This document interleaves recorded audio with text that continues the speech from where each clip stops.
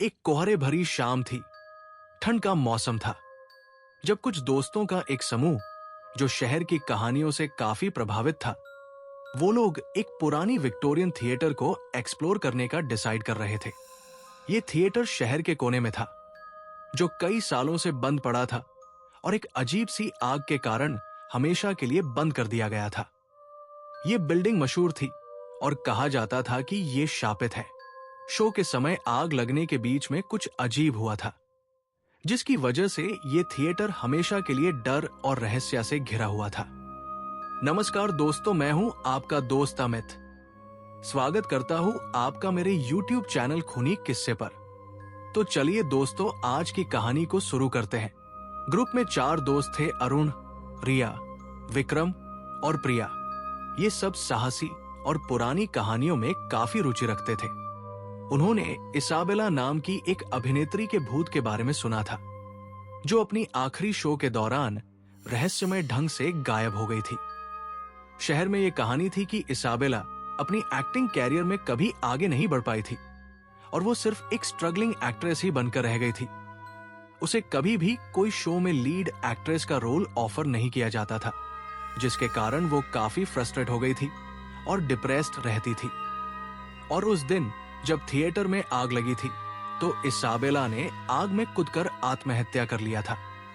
अब इसाबेला की आत्मा थिएटर में आज भी भटकती है।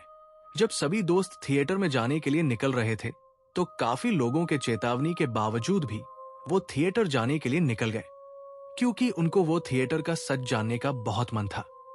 और उन्होंने किसी की एक नहीं सुनी और थिएटर जाने के लिए निकल गए। और घंटों की ड्राइव के बाद वो उस शापित थिएटर पहुंच गए। उन्होंने उस थिएटर को देखा तो उनकी रूह कांप गई, क्योंकि वो थिएटर काफी खतरनाक और भयानक लग रहा था।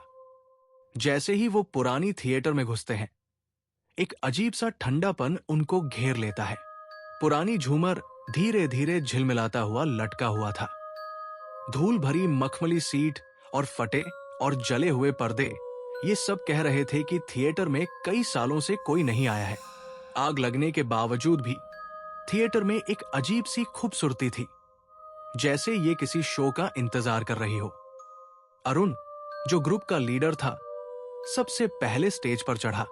वो स्टेज की रोशनी में खड़ा होकर मुस्कुराया और जोर चिल्लाकर बोला, सोचो, ये जगह कभी मनोरंजन का सबसे बड़ा सेंटर हुआ करता था।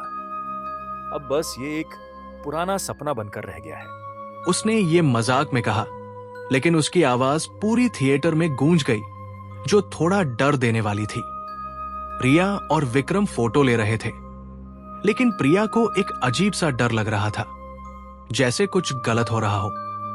वो बार बार अपने पीछे देख रही थी, जैसे कोई उसे देख रहा हो। अचानक से वहां का तापमान बहुत नीचे चला गया और हवा में एक अजीब सा भारीपन छा गया। सभी दोस्तों के बीच खामोशी छा गई और सभी रुक गए। तभी हल्के से कदमों की आवाज ऊपर वाली बालकनी से आई।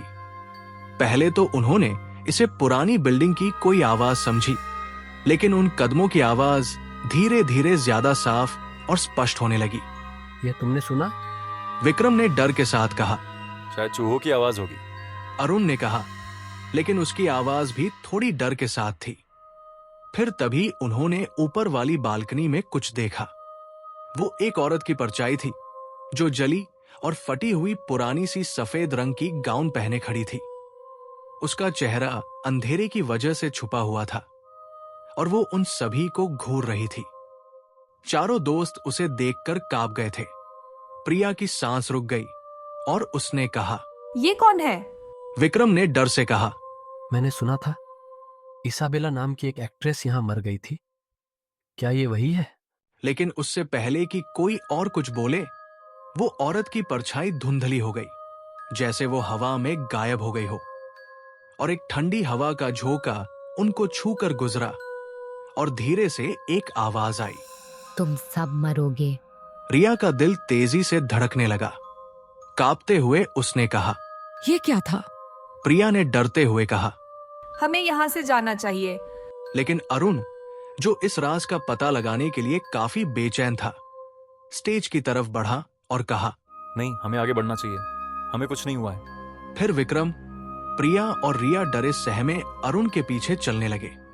जैसे जैसे वो थिएटर के अंदर और गहरा जा रहे थे, वैसे वैसे उनको महसूस हो रहा था कि हवा बहुत भारी और शांत हो गई है, जैसे किसी ने सांस को भी रोक लिया हो।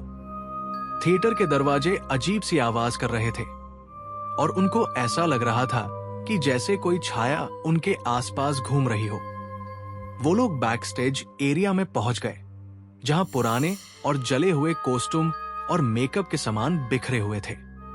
तभी अचानक एक तेज हवा चली और छत पर लटकी एक पुरानी जंग लगी झूमर उनके पास गिर गई। वो चारों डर से चीख पड़े। बस अब हम जा रहे हैं। लेकिन जैसे ही वे सभी पलटकर दूर जाने लगे, दरवाजा खुद ब खुद जोर से बंद हो गया और उसे खोलने की हर कोशिश नाकाम रही। डर का माहौल बन गया था। फिर अचानक उन्हें कदमों की आवाज सुनाई देने लगी, जैसे कोई उनकी तरफ कदम बढ़ा रहा हो। धीरे धीरे उन्होंने मुड़कर देखा और वही औरत उनके सामने खड़ी थी। उसका चेहरा जला हुआ था, आंखें खोखली थी और उसकी मुस्कान डर वाली थी। तुम्हें यहाँ नहीं आना चाहिए था, इसाबेला ने कहा। तभी अरुण ने चिल्लाकर बोला, हमें यहाँ से निकलना होगा। और उन सभी ने एक साथ मिलकर जोर से दरवाजे को धक्का मारा और दरवाजा खोल दिया और सभी भागते हुए थिएटर के एग्जिट की तरफ जाने लगे। लेकिन जितना वो भाग रहे थे, उतना ही एग्जिट तक जाने का रास्ता लंबा होता जा रहा था। थिएटर पूरी भूल भुलैया जैसी हो गई थी, जैसे रास्ते बदल रहे हों। हर बार जब उन्हें लगता कि वो एग्जिट के पास है, एक और रास्ता उनके सामने आ जाता था।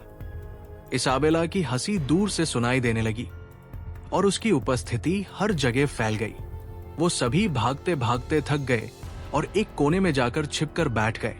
पर इसका कुछ फायदा नहीं हुआ, क्योंकि थिएटर का ऐसा कोई भी कोना नहीं था जहां इसाबेला न जा पाए।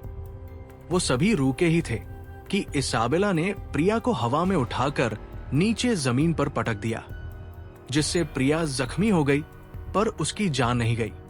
और ये सब करके इसाबेला जोर जोर से हंसने लगी। सभी लोग डर के मारे चीख चिल्ला रहे थे। तभी अरुण ने हिम्मत करके प्रिया को उठाया और उसे अपने कंधे में बैठाकर एग्जिट की तरफ अपने दोनों दोस्तों के साथ भागा। और आखिरकार वो सब एग्जिट गेट पर पहुंच गए। पर कुछ फायदा नहीं हुआ, क्योंकि एग्जिट गेट भी बंद था और बहुत कोशिश करने के बाद भी वो लोग उसे खोल नहीं पाए। तभी इसाबेला की आत्मा भी वहां आ गई। सभी लोग बहुत ही ज्यादा डरे हुए थे। वो लोग अब स्वीकार कर चुके थे कि वो अब जिंदा नहीं बचने वाले हैं, पर अरुण इतनी जल्दी हार नहीं मानना चाहता था।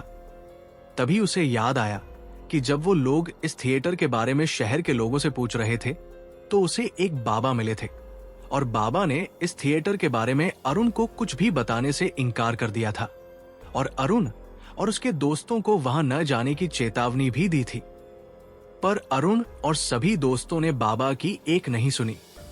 पर बाबा ने उन्हें एक बात कही थी कि आग के साथ रहो, जब तक आग तुम्हारे साथ है तब तक तुम हो।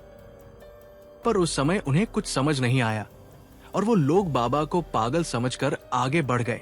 तब अरुण को वो बात समझ आई कि इसाबेला की रूह आग से डरती है और जब तक वो आग के साथ रहेंगे, इसाबेला उनका कुछ बिगाड़ नहीं पाएगी। तभी इसाबेला जोर से चिल्लाई और उनके पास आने लगी। तभी अरुण ने अपने पॉकेट में पड़ी लाइटर को बाहर निकाला और हिम्मत करके इसाबेला के सामने लाइटर को जला दिया। अचानक से आग को देखकर इसाबेला डरकर जोर से चिल्लाई और उनसे दूर हट गई और गुस्से से बोली, बुझा इस आग को, नहीं तो तुम सभी को जान से मार दूंगी। उन सभी दोस्तों को समझ आ गया कि जब तक ये लाइटर उनके पास है, तब तक उन्हें कुछ नहीं होगा।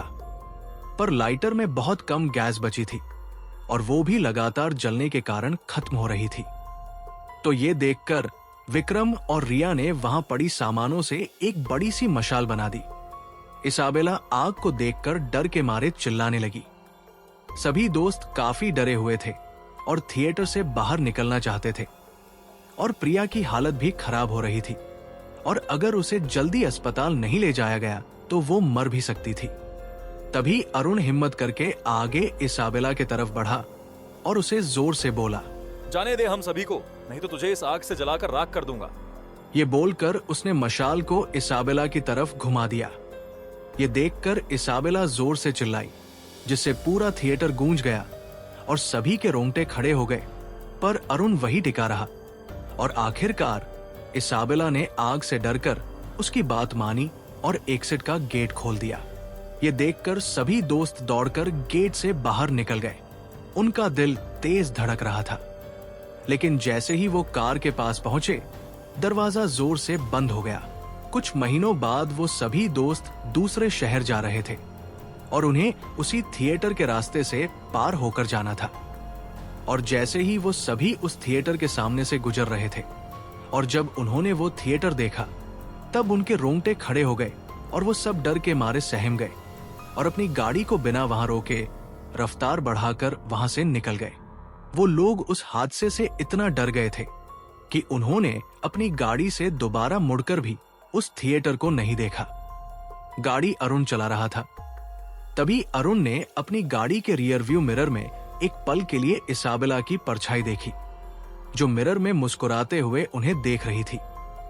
ये देखकर अरुण घबरा गया और अपनी गाड़ी की स्पीड बढ़ाकर वहां से अपने दोस्तों के साथ बड़ी ही तेजी से निकल गया और वो लोग फिर दोबारा उस शहर में कभी नहीं आए। शहर वालों का कहना है कि आज भी इसाबेला की आत्मा उस थिएटर में भटकती है और अपने शिकार का इंतजार करती है। तो दोस्तों, ये थी आज की कहानी। ऐसे और भी डरावने और खौफनाक किस्से सुनने के लिए सब्सक्राइब कीजिए खूनी किस्से YouTube चैनल को और बेल आइकन प्रेस करें ताकि हमारी वीडियो सबसे पहले आपके पास पहुंचे। मिलते हैं अगले वीडियो में, तब तक के लिए स्टे सेफ।